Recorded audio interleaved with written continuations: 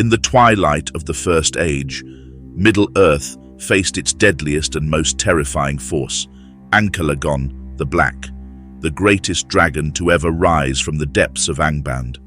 His birth marked the climax of Morgoth's dark ambitions, a final weapon crafted to bring utter destruction. But how did this monstrous creature come to be, and what led to the battle with the starry mariner, Erendil? This is the story of Ancalagon the Black, the dragon that nearly obliterated the world. Long before the world's history was fully written, Morgoth, the first Dark Lord, had waged wars without end.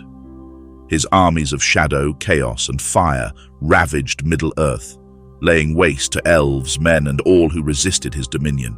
From his dark fortress of Angband, hidden deep within the Iron Mountains, Morgoth ruled in cruel isolation. His domain stretched over endless wastelands where no light dared to shine, and his power seemed limitless. For centuries, Morgoth's forces, countless orcs, beasts, and terrible creatures, had ravaged the world. Yet despite his overwhelming strength, his enemies stood firm. The elves, blessed with the wisdom of ages, fought with unmatched skill, their blades sharp enough to pierce the strongest of Morgoth's minions. Even men, though mortal and fragile, rose to resist his terror, uniting their strength with the immortal children of the Valar. Morgoth's victories were hollow, for his enemies would not yield, and his plans were constantly thwarted. But Morgoth, filled with bitter hatred and frustration, knew that only one thing could crush his opposition. He needed a weapon so powerful that it would annihilate all resistance, once and for all. The birth of the dragons. Morgoth, the Dark Lord, was a being of infinite malice and unrelenting desire for dominion over all of Middle-earth. In his relentless quest to break the spirits of the free peoples, he sought to create creatures that were not only devastating in strength, but terrifying in their very essence. He turned to the ancient arts of dark sorcery and twisted alchemy, delving into forbidden knowledge that even the Valar feared to approach. For many long years, Morgoth experimented, using every vile art at his disposal. His minions toiled in the depths of Angband, laboring to bring Morgoth's vision to life. The results were horrifying, beasts of flame, shadow, and ruin. Yet none of these were powerful enough to wield the kind of terror Morgoth desired. Morgoth was not content with mere monsters. He wanted creatures that would embody his will and become the scourge of the earth and the skies. Then came the dragons. Their first form was Glaurung, a serpent-like creature whose body was covered in molten gold and black scales. His eyes glowed with an infernal fire, and his voice was a hissing whisper that could corrupt the very heart of anyone who heard it. The first dragon was a masterpiece of Morgoth's dark sorcery, a creature born to ravage and burn. Glaurung was the progenitor of the dragons, and under his shadow, Morgoth knew that his new army would be unstoppable. But Glaurung was only the beginning. Morgoth sought more than one dragon. He needed a horde, a host of fiery serpents that would rain destruction upon the free peoples. One by one, Morgoth's twisted creatures emerged from the dark pits of Angband. Some were massive, others swift as lightning, but all were infused with the same dark fire that burned at the heart of their master. The dragons came in many forms. Some bore great wings, others slithered across the ground like serpents, but they all had one thing in common. They were the embodiment of Morgoth's fury. The dragon armies were born in the depths of Angband, but they were unleashed upon the earth with devastating force. The first true test of their power came in the Battle of Sudden Flame. As the dragons flew across the plains of Ardgalen, they scorched everything in their path, turning fertile lands into a charred wasteland. The fires from their breath turned entire forests into infernos, and the armies of elves and men were overwhelmed by the sheer scale of the destruction. But even Glaurung, the first dragon, was not enough to break the will of the free peoples. They fought back with courage and determination, holding off Morgoth's onslaught long enough to regroup. Yet Morgoth, ever patient, knew that his dragons were still young. They would grow, learn, and become even more terrifying. And so he waited, knowing that when the time came, they would be ready to break the resistance of Middle-earth for good. The Skyborn Beast. Morgoth's dragons were powerful, but they were still limited. Glaurung, though monstrous, could only reach so far, his great serpentine form bound to the earth. Morgoth, in his insatiable hunger for power, realized that he needed a new breed of dragon, one that could rule not only the land, but the skies as well. Only then could he truly dominate Middle-earth. And so Morgoth turned his focus to the skies. Deep within the dungeons of Angband, in the darkest of chambers, he began his next experiment, a creation that would forever change the balance of power in Middle-earth. Using forbidden magic, he sought to give the dragons wings, and with them the ability to soar above the lands like living storms, descending upon their prey from above. Morgoth's work was slow, methodical, and cruel. He twisted the very essence of the dragons, pushing them beyond their natural forms. The results were staggering. Dragons emerged from the pits of Angband that were not only terrifying in size, but also capable of flight. Their wings stretched wide, blotting out the sun, and their breath could melt stone. These were no longer mere creatures of fire. They were aerial warlords, rulers of the skies. As the first of these winged dragons took flight, their shadow cast a pall over the land. Their roars echoed across the heavens, and their flames turned the clouds to ash. The very wind they generated was enough to uproot trees and send armies scattering in fear. Morgoth knew that these dragons, once fully matured, would be his ultimate weapon. The armies of elves and men would have nowhere to hide, for the skies themselves would be filled with flame and destruction. The winged dragons quickly became a force unto themselves. They terrorized the realms of elves and men, attacking with ruthless precision and overwhelming force. No place was safe. Even the mightiest fortresses were no match for the onslaught of dragons that rained down fire from above. The free peoples began to realize that the war they had waged for so long was no longer one they could win on the ground alone. They had to find a way to confront these creatures in the skies or face extinction. But Morgoth's dark creations were not yet complete.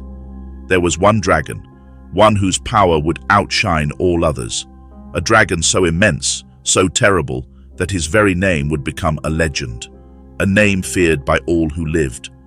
Ancalagon's awakening. Morgoth had long known that there must be a ruler among his dragons, a supreme being who would lead them into battle and become the terror of all Middle-earth. He needed a dragon whose power surpassed that of all others. And so, he turned his sorcery to the creation of Ancalagon, a creature whose power would dwarf that of even Glaurung. From the very moment of his birth, Ancalagon was destined for greatness. His form was unlike any dragon that had come before him. He was an immense creature, his body longer than the length of any mountain range, his wings wide enough to eclipse the sun itself. His scales were black as midnight, but gleamed with an unnatural, molten sheen, as if his very skin was made from the essence of fire and shadow. His eyes were deep pits of flame, and his breath could scorch entire cities in the blink of an eye. Ancalagon was more than a mere beast. He was a living weapon, forged to bring about the end of all who opposed Morgoth's reign. His mind, too, was sharp. Though he was not as ancient as some of Morgoth's earlier creations, he was cunning, and his fury was directed with terrifying precision. He was not content merely to destroy. He sought to dominate, to break the very spirit of his enemies, to make them bow before his might. As Ancalagon grew in strength, Morgoth knew that the time had come to release him from his hidden lair within Angband. The dragon took flight, his enormous wings stirring the very air around him. The sky darkened wherever he flew, and the earth trembled beneath his weight. His roar was deafening, like the sound of 1,000 storms, and his very presence filled all who beheld him with despair. He was a king among dragons, and as Morgoth's ultimate weapon, he would lead the assault that would crush any last hopes of resistance in Middle-earth. Master of the Skies. Ancalagon's flight was a cataclysm, The very air seemed to crackle with power as his wings beat, and the land below him was scarred by the sheer force of his passage. His presence was more than a mere terror. It was the harbinger of doom itself. The skies above Middle-earth became his domain, and beneath him, armies scattered, cities crumbled, and the earth itself seemed to wither in fear. No army, no fortress, no hero could stand against the terror of Ancalagon. He was the perfect weapon, fast, relentless, and devastating. His flame could melt the strongest walls, and his talons could tear through the mightiest of armor. There was nowhere to hide from him. He was everywhere, and nowhere was safe. Ancalagon led Morgoth's dragons in a series of fiery raids that ravaged the land. Whole villages were wiped out in a single night, and once prosperous kingdoms were reduced to ashes beneath the weight of his assault. Even the greatest warriors could do nothing but flee, for how could they fight against a creature so powerful, so relentless, that the very sky seemed to bend to his will? The free peoples of Middle-earth had long held hope that the Valar would intervene, but as Ancalagon's flame spread across the land, that hope began to dwindle. The light of the stars seemed dim in the face of such overwhelming darkness. Morgoth's reign of terror seemed unstoppable, for his greatest weapon had ascended to the heavens, and there was no one left to challenge him. Ancalagon was not just a weapon of destruction. He was the embodiment of Morgoth's will. He was the Dark Lord's final piece, the hammer that would shatter all resistance. The sky was his, and with it, Morgoth's victory seemed certain. The fall of the Noldor. The Noldor, once the mightiest of the elven clans, had always been proud of their craftsmanship, wisdom, and power. But the coming of the dragons would bring them to their knees.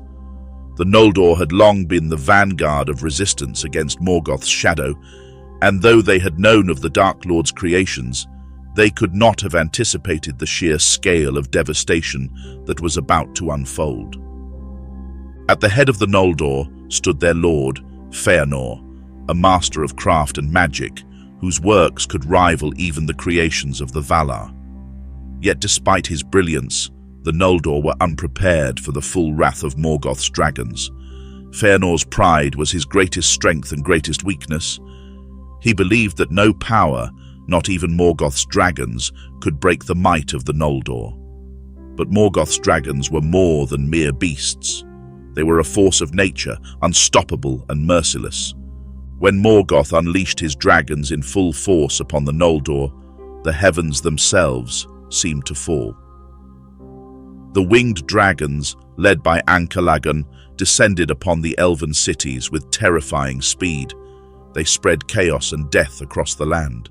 The cities of the Noldor, once shining jewels of civilization, were reduced to rubble in hours. Their great fortresses crumbled beneath the weight of dragonfire. The land was scorched and lifeless, and the rivers ran with the ashes of the fallen.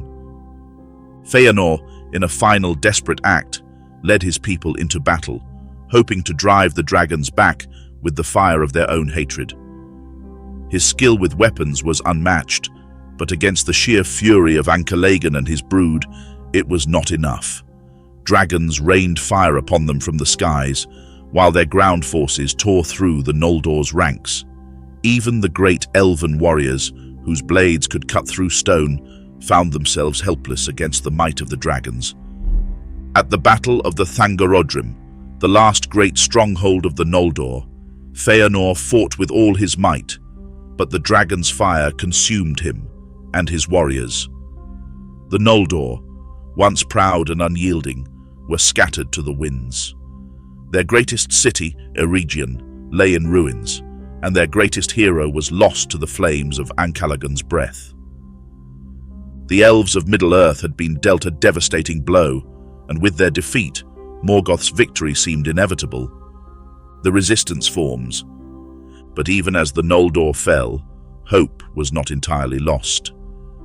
Gil-galad, the High King of the Noldor and the last of their line to remain unscathed by the dragons, rallied what remained of his people and those who had survived the destruction.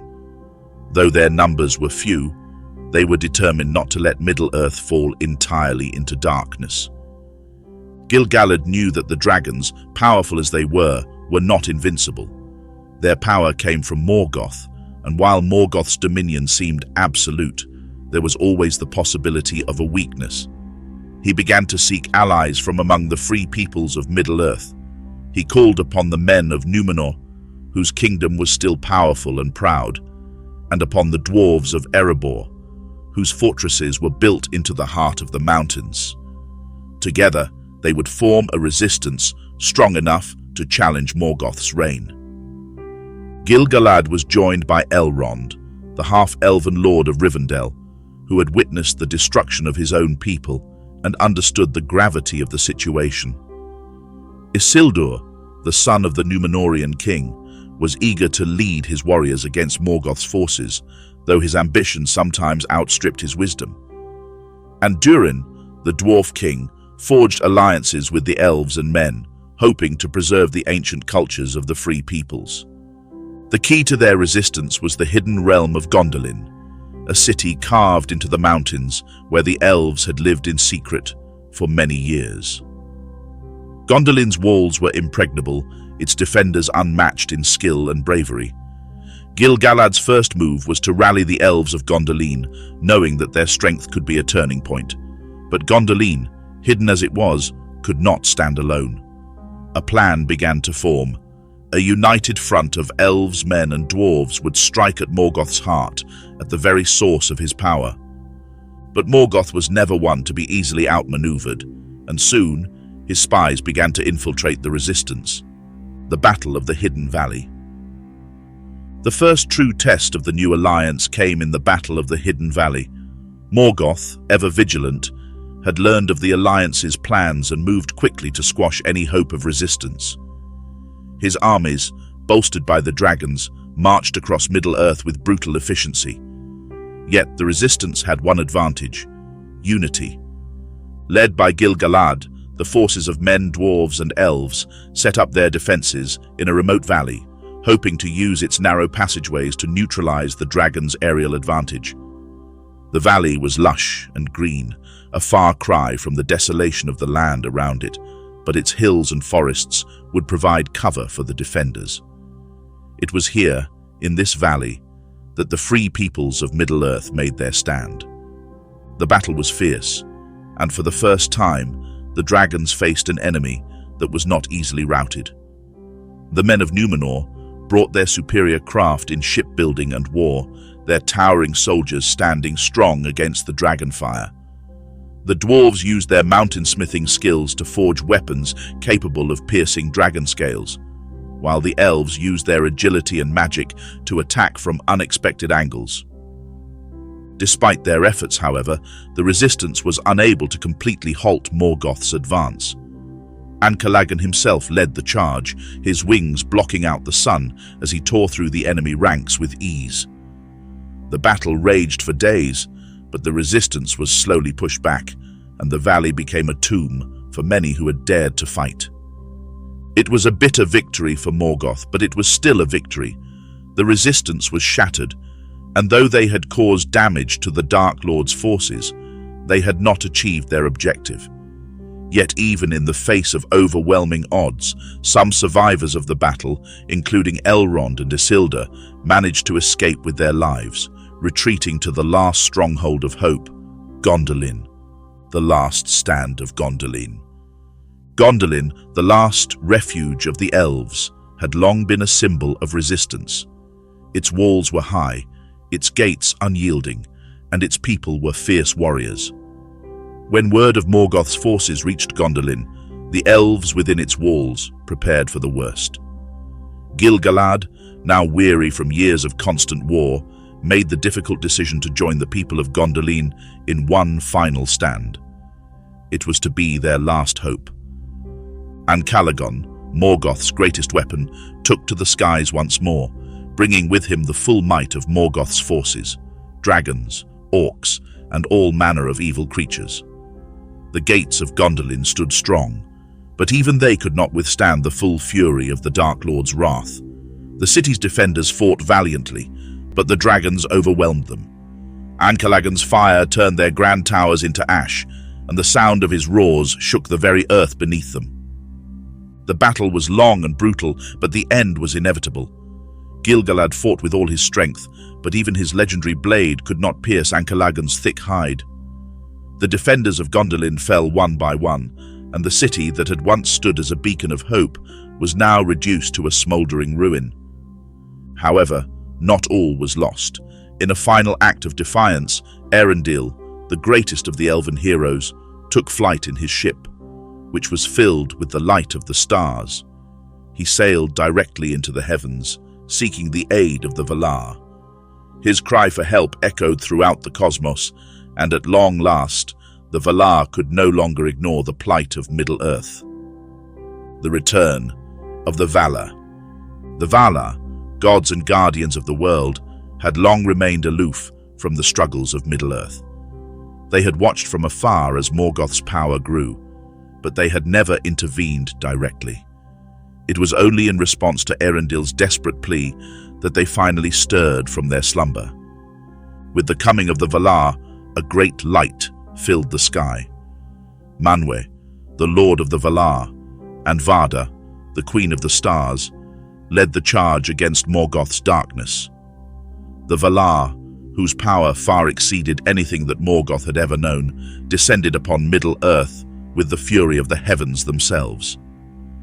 The battle between the Valar and Morgoth's forces was catastrophic.